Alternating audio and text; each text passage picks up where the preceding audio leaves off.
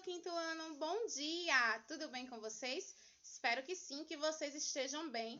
Hoje é terça-feira, dia 22 de setembro de 2020 e nós vamos para mais uma aulinha de língua portuguesa. Hoje nós vamos aprender sobre o grau do substantivo. Vocês já sabem que o substantivo é aquela palavra que dá nome a seres e a objetos em geral. Então, tudo que existe ao nosso lado, à face da terra, que recebe um nome, é classificado na língua portuguesa de substantivo. A gente já viu que ele pode ser masculino e feminino, ele pode estar no singular e no plural, e agora a gente vai ver que ele pode ser também classificado como diminutivo e aumentativo.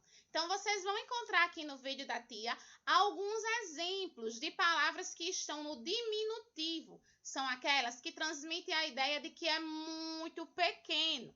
Da mesma forma que vão encontrar palavras no aumentativo, aquelas que transmitem a ideia de que é exageradamente grande, tá? Então, vocês vão encontrar a palavra no seu sentido normal e vão ver que elas podem derivar para o diminutivo ou para o aumentativo, certo, turminha?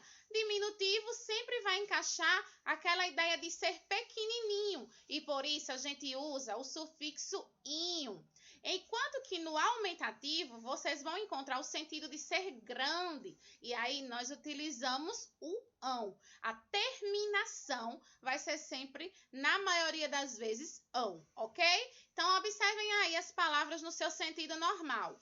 Casaco, bigode, cão e chapéu estão no sentido normal. Para que a gente transforme para o diminutivo, que é o sentido pequenininho, o sentido menor, elas ficariam casaquinho, bigodinho, cãozito, chapéuzinho, tá? Então, vocês vão observar aí que essas palavras estão com a terminação diferente. Estão sempre acrescentando aí o inho.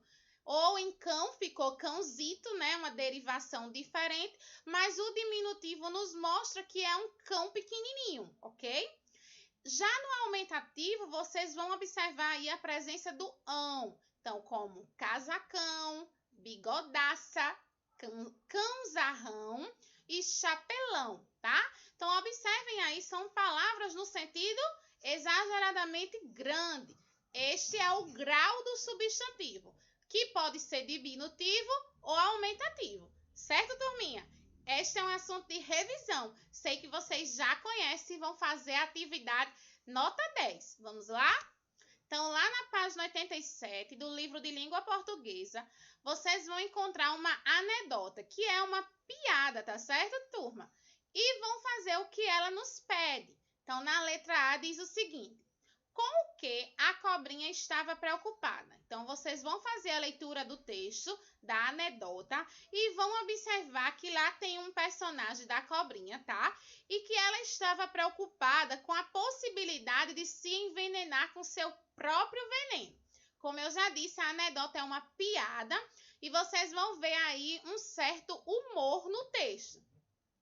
Na letra B, ele pede para que vocês escrevam a palavra que está no diminutivo, ou seja, a palavra que está terminando com inho, no sentido pequenininho, tá certo, turminha? Está bem fácil, é só retirar e escrever na letra B. Número 2. Circule o grupo em que todas as palavras estão no grau aumentativo. Então, procurem aí a opção em que todas elas estão no sentido exageradamente grande. São seres, coisas grandes, certo? E circulem aí esse grupo. Vamos para o número 3. Observe a cena. Então, analisem direitinho a cena, o quadrinho que está no número 3. Na letra A, ele diz assim: no primeiro quadrinho, por que a mãe chama a menina de filhinha? Então, vocês vão lá, pessoal, dizer que ela estava tratando a filha com carinho. Não era porque a menina era pequenininha, não, tá certo? Mas porque filhinha é uma forma de tratamento carinhosa que a mãe utilizou com a filha, certo? Já na letra B, no segundo quadrinho, o que o menino estava demonstrando quando chamou a menina de filhinha? Então, observem aí, turminha, que o sentido modificou. No segundo quadrinho, não é mais a mãe que está chamando, e sim o menino que está tentando desprezar, menosprezar a menina pelo fato da mãe tê-la tratada com carinho, tá? Então, observem aí que o sentido modificou devido ao uso das pessoas, né? Devido à fala das pessoas, e o personagem aí foi modificado. No primeiro quadrinho foi a mãe, já no segundo foi o menino. Então, observem lá e façam essa comparação. Na letra C, no terceiro quadrinho, para que a palavra pedacinho foi usada? Então, esta questão, quero que vocês observem o terceiro quadrinho e tentem me dizer por que a palavrinha pedacinho foi utilizada, ok? Vamos lá. Agora, na página 88, vocês vão encontrar a leitura do texto mal e mal. Mal com U e mal com L. Relembrando esse assunto para vocês, turminha. Mal com U quando eu posso trocá-lo por bom. E mal com L quando eu puder trocá-lo por bem. Então, quando a gente for fazer as modificações nas palavras, nas frases, observem lá. Se eu conseguir trocar por bom, vão utilizar mal com U. E se eu conseguir trocar por bem, vão utilizar mal com L, certo? Então, leiam o texto, anotem a dica. Mal com U é o contrário de bom. Mal com L é o contrário de bem, certo? Anotem a dica para a atividade ficar mais simples de ser resolvida. Agora, na página 89, nós vamos fazer a nossa atividade de mal com U ou mal com L. Ele pede para que vocês completem as frases. Então, na letra A, ele diz assim: ele é um aluno. Então, observe que aí eu conseguiria colocar bom aluno. Ele é um bom aluno. Se eu consigo trocar por bom, então a palavra que eu vou utilizar é mal com U. Certo, turminha? Façam sempre a troca para conferir se vocês estão escrevendo certo, estão completando certo. Então, ele é um mau aluno, mal com U.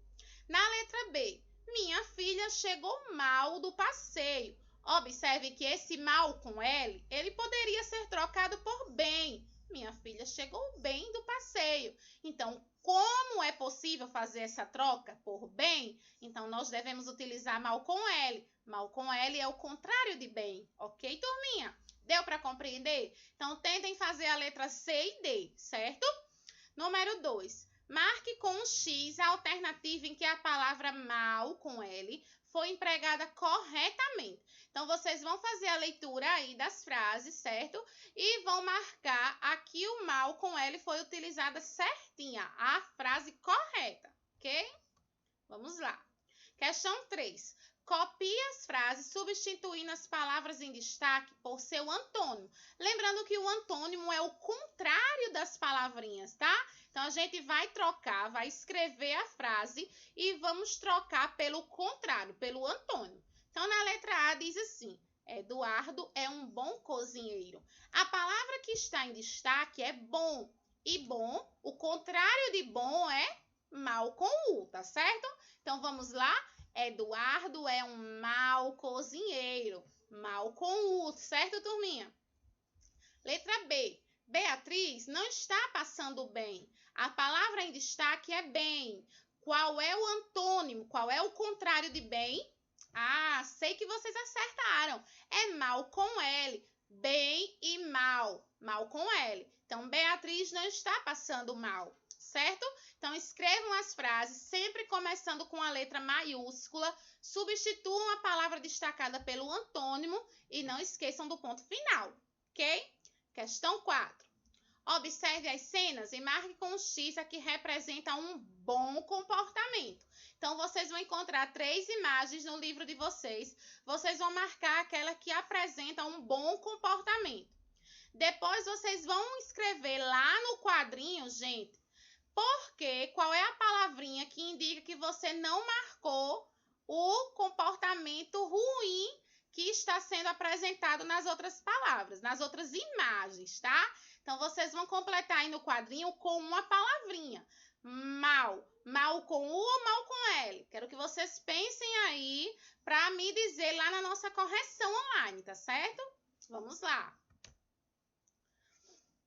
Agora, na página 90, vocês vão encontrar o texto sonhos. Este texto, ele é um poema. Observem que ele está escrito em versos. Cada linha do texto é chamado de verso. E o conjunto de versos é chamado de estrofes. Então, vocês vão fazer a leitura do texto Sonhos, vão ler o vocabulário do texto, porque a gente vai precisar para poder completar a nossa atividade, certo? Então, vamos lá.